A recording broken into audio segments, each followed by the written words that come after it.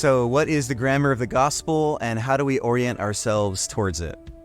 We believe that that phrase was coined by reformer Martin Luther to kind of give us a glimpse into what he saw from the scriptures.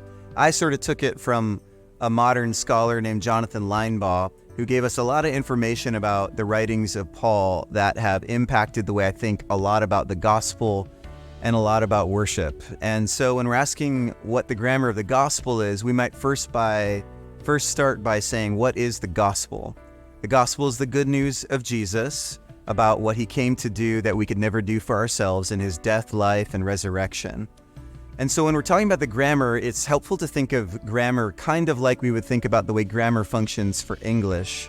If I'm going to speak sentences to you, if I'm going to talk to you, grammar and its rules tell me how I'm going to communicate that. And similarly, this language of grammar of the gospel is a way of getting at, how do I know when I'm speaking to you, I'm actually speaking that gospel that the scriptures describe as the thing that changes a person, that actually takes them from death to life, or the thing that makes a Christian grow in their faith.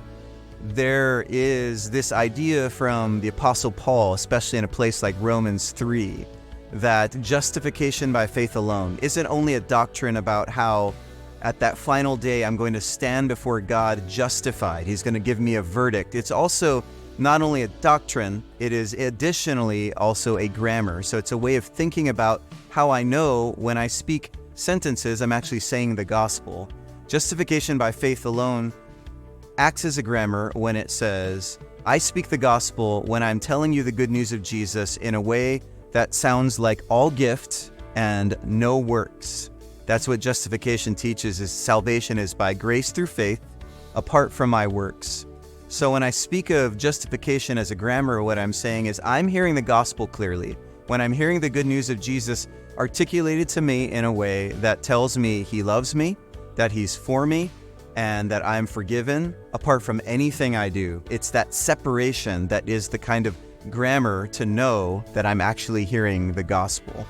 So when I think of ways for us to orient ourselves towards that as individuals and Christians, and then kind of as worship leaders, because that's what I do, I think that it's important for us to recognize that we might think that we're communicating the love of God, but if we're putting any kind of condition on it, or any kind of string to it, or anything you must do in order to receive that love of God, it's this grammar of justification that tells me I'm not saying the gospel clearly. And it has all sorts of implications for worship. It has implications for how we sing the gospel. It has implications for the ordering of events in the gospel. And it certainly has implications for the way I, as a Christian, repent in my day-to-day life, removing from myself anything that would make God love me because of me, and simply because of who Jesus is and what he's done.